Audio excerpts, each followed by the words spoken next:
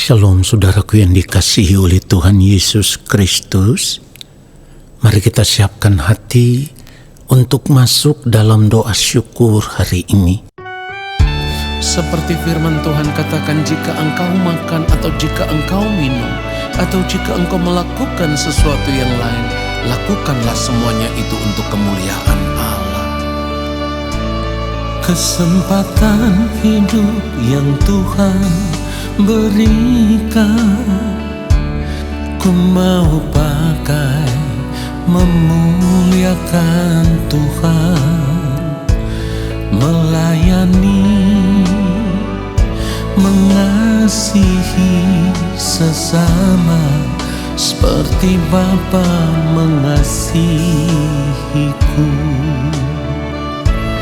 Kesempatan hidup yang Tuhan berikan, Katakan, ku mau pakai memuliakan Tuhan, melayani, mengasihi sesama seperti Bapa mengasihiku. Di sisa umur hidupku, selama ku masih kuat, apapun yang ku mau menyenangkanmu. Ku mau Katakan, menyenangkanmu, menjadi roti terpecah, menjadi anggur tercurah, menjadi berkat bagi sesama. Ketika kita percaya bahwa hidup kita telah dibeli dengan harga yang lunas dibayar, maka kita mau serahkan seluruh hidup kita dan mempergunakan tubuh kita untuk kemuliaan Allah. Katakan, kesempatan hidup. Kesempatan hidup yang Tuhan berikan, ku mau pakai memuliakan Tuhan. Katakan, melayani, mengasihi. Haleluya. Seperti Bapa mengasihiku. Di sisa umur hidupku, selama ku masih kuat, apapun yang ku perbuat, ku mau menyenangkanmu, menjadi roti terpecah, menjadi anggur tercurah, menjadi berkat bagi sesama. Kita mau katakan sekali lagi, di sisa umur hidupku, selama ku masih kuat, apapun yang ku perbuat, katakan, ku mau menyenangkanmu, menjadi roti terpecah, menjadi anggur tercurah, menjadi berkat bagi sesama, menjadi berkat bagi sesama, menjadi berkat bagi sesama. Biarlah segala hormat dan kemuliaan hanya bagi Tuhan saja. Haleluya.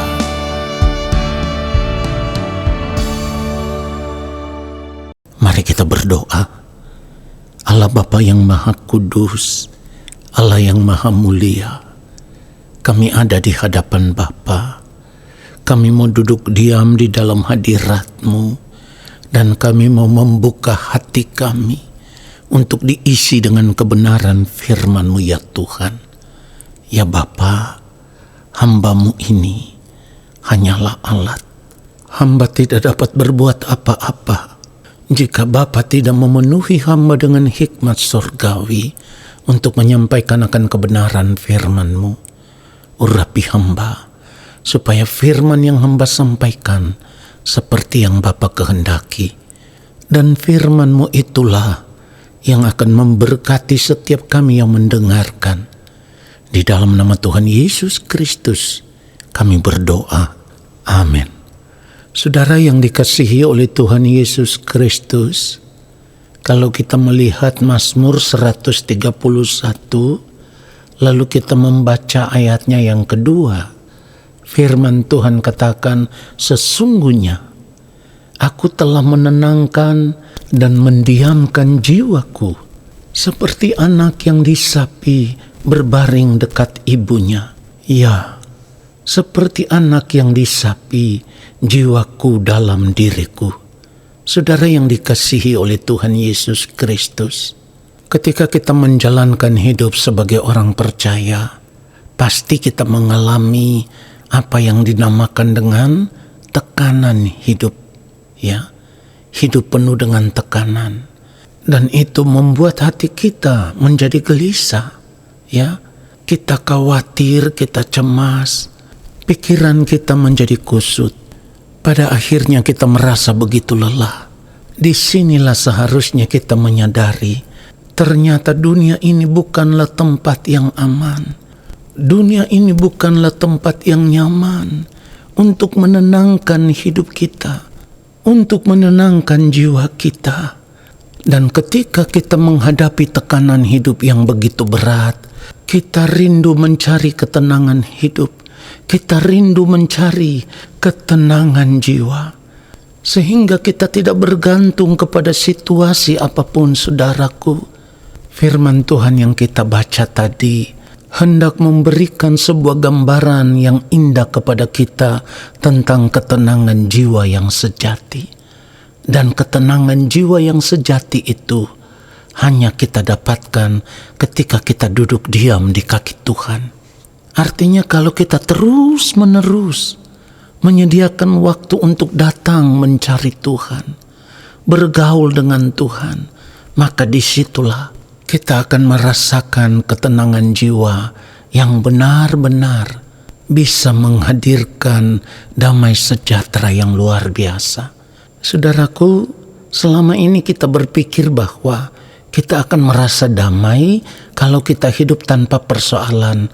Kita akan merasa tenang kalau kita hidup tanpa masalah. Padahal bukan itu yang sesungguhnya.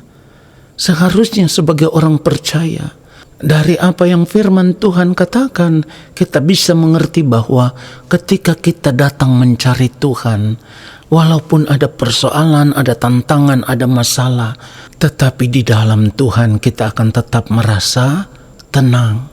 Dengan kata lain, sekalipun ada badai kehidupan yang begitu kuat, kita akan tetap merasa tenang karena kita tahu ketika kita bersandar kepada Tuhan, maka kita akan merasakan perlindungan Tuhan yang akan selalu memberikan kepada kita damai sejahtera yang tak bisa dibandingkan dengan apapun. Saudaraku, kebenaran firman Tuhan ini mulai dengan kalimat, sesungguhnya aku telah menenangkan dan mendiamkan jiwaku. Saudaraku, kalimat ini hendak menunjukkan kepada kita bahwa ketenangan itu tidak akan datang secara otomatis. Untuk mendapatkan ketenangan jiwa kita harus memilih, yaitu memilih untuk melekat dengan Tuhan, memilih untuk bergaul dengan Tuhan, memilih untuk berjalan bersama-sama dengan Tuhan. Kalau dikatakan aku telah menenangkan, kata telah itu kan menunjukkan kepada kita bahwa kita telah memilih untuk dekat dengan Tuhan, bergaul dengan Tuhan, bersekutu dengan Tuhan. Sehingga kita bisa merasakan apapun persoalan hidup, badai hidup yang kita hadapi, kita tahu satu hal, bersama Tuhan kita cakap menanggung segala perkara. Jadi ketika hati kita merasa gelisah, kita cemas, kita takut, kita tahu pada siapa kita harus menenangkan, mendiamkan jiwa kita, yaitu hanya pada Tuhan saja. Dalam kalimat selanjutnya dikatakan begini, seperti anak yang disapi berbaring dekat ibunya. Anak yang disapi itu kan anak yang sudah berhenti menyusu. Artinya ketika dia berbaring dekat ibunya, dia tidak datang kepada ibunya supaya dia bisa mendapatkan lagi air susu itu. Tidak, ya, karena sudah disapi. tetapi dia datang kepada ibunya, berbaring dekat ibunya, supaya dia merasa tenang. Artinya ketika dia dekat kepada ibunya, dia akan merasa aman, dia akan merasa nyaman. Nah saudaraku, begitupun dengan hidup kita sebagai orang percaya. Ketika kita membiasakan diri untuk datang kepada Tuhan, dekat kepada Tuhan, selalu bersekutu dengan Tuhan, bergaul dengan Tuhan, disitulah ada ketenangan jiwa, ada damai sejahtera Allah yang mengalir di dalam kehidupan kita. Sehingga sekalipun ada badai hidup yang kita hadapi, kita tahu satu hal, Tuhan tidak akan pernah meninggalkan orang yang selalu dekat kepadanya. Saudara perhatikan itu, sehingga kita bisa berkata, ya Tuhan, hanya Engkau saja yang kuperlukan. Jiwaku tenang ketika aku bersama dengan Engkau. Saudara, seperti seorang anak yang merasa tenang ketika ada dalam pelukan ibunya, maka sebagai anak-anak Bapa di sorga, seharusnya kita akan merasakan ketenangan yang luar biasa, damai sejahtera yang luar biasa ketika kita ada di dalam pelukan kasih Bapa di sorga. Oleh karenanya sebagai orang percaya saudaraku, kita harus mengambil keputusan. Kita harus berani memilih untuk selalu melekat dengan Tuhan. Dan ketika kita melekat dengan Tuhan, kita tidak lagi memandang persoalan hidup atau badai hidup yang sedang kita hadapi. Tetapi kita tahu satu hal. Ketika kita menyerahkan semua persoalan itu di dalam tangan Tuhan, maka Dia akan membela hidup kita. Saudaraku, kenapa saya katakan ketika kita menyerahkan semua dalam tangan Tuhan, Dia Allah yang akan membela hidup kita. Sebab jangankan untuk persoalan-persoalan kebutuhan jasmani, makan, minum, dan pakai.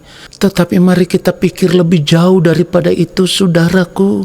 Sebelum kita lahir ke dunia ini, sebelum kita ada di dunia ini, Allah Bapa di sorga sudah membela hidup kekal kita. Lewat pengorbanan yang mulia Tuhan Yesus Kristus yang mati di atas kayu salib. Dan ketika yang mulia Tuhan Yesus Kristus bangkit dari antara orang mati, maka seperti yang firman Tuhan katakan, kita dilahirkan kembali dari kebangkitannya itu. Supaya pada akhirnya kita bisa memiliki kehidupan yang penuh pengharapan. Dan pengharapannya itu saudaraku bukan sekedar pengharapan untuk makan, minum, dan pakai. Lebih daripada itu, pengharapan akan kehidupan yang kekal, di mana ketika kita berada di kekekalan, kita bisa diterima di dalam kerajaan sorga. Tetapi persoalannya adalah selama ini, apakah kita menjadikan Tuhan sebagai satu-satunya tempat perteduhan kita? Apakah kita memilih untuk menjadikan Tuhan sebagai satu-satunya tempat untuk kita menenangkan jiwa kita? Kalau kita menjadikan Tuhan satu-satunya sebagai tempat untuk kita menenangkan jiwa, maka apapun yang terjadi dalam kehidupan ini kita tidak perlu takut. Di dalam Filipi pasal 4 kalau kita melihat ayat 6 dikatakan, janganlah hendaknya kamu khawatir tentang apapun juga, tetapi nyatakanlah dalam segala hal keinginanmu kepada Allah dalam doa dan permohonan dengan ucapan syukur. Lalu di dalam ayat 7 dikatakan, damai sejahtera Allah yang melampaui segala akal akan memelihara hati dan pikiranmu dalam Kristus Yesus. Jadi ketika kita menjadikan Tuhan tempat perteduhan kita, jiwa kita akan merasa tenang bersama Tuhan. Sehingga kita tidak lagi mengarahkan fokus kita tertuju kepada kehidupan dunia ini. Tetapi kita mengarahkan fokus hidup kita tertuju kepada Tuhan saja. Karena kita tahu bersama Tuhan kita akan menemukan ketenangan jiwa yang sejati. Saudara, kalau tadi di dalam kebenaran firman Tuhan dikatakan, aku telah menenangkan dan mendiamkan jiwaku. Ini artinya kita harus buat keputusan, kita harus memilih untuk menenangkan jiwa kita hanya kepada Tuhan saja. Dan ketika ada persoalan, ada masalah, ada tantangan yang datang, kita bisa berkata kepada jiwa kita, tenanglah hai jiwaku, karena engkau akan mendapatkan pertolongan dari Tuhan. Dan itulah yang akan meneguhkan kita, sehingga kita tahu tidak ada lagi yang kita nantikan di dunia ini selain kita menantikan Tuhan saja. Dan orang yang menantikan Tuhan akan selalu merindukan Tuhan, merindukan kerajaannya, merindukan rumahnya. Biarlah kebenaran firman Tuhan ini menyadarkan kita supaya kita memilih untuk menenangkan jiwa kita hanya kepada Tuhan saja. Amin. Mari kita berdoa, saudaraku. Bapa yang Maha Kudus, terima kasih untuk kebenaran firman-Mu yang sungguh menyadarkan kami bahwa selama kami masih hidup di dunia ini, kami mau menjadikan Engkau satu-satunya tempat perteduhan kami. Kami mau memilih untuk menenangkan jiwa kami hanya kepada Engkau saja ya Tuhan. Dan di sepanjang umur hidup kami mau hidup melakukan apa yang menjadi kehendak-Mu ya Bapa. Terima kasih Bapa untuk firman-Mu, dan saat ini kami percaya Engkau akan memberkati hidup kami. Segala berkat kasih karunia daripada Allah Bapa di sorga, rahmat cinta kasih dari Tuhan Yesus Kristus, di dalam persekutuan yang manis dengan Roh Allah yang kudus, turun atas kehidupan kami, menyertai langkah hidup kami, dan memberkati kami sekarang dan sampai selama-lamanya. Amin. Saudara, terima kasih sudah mengikuti doa syukur hari ini. Tuhan Yesus memberkati kita semua. Shalom.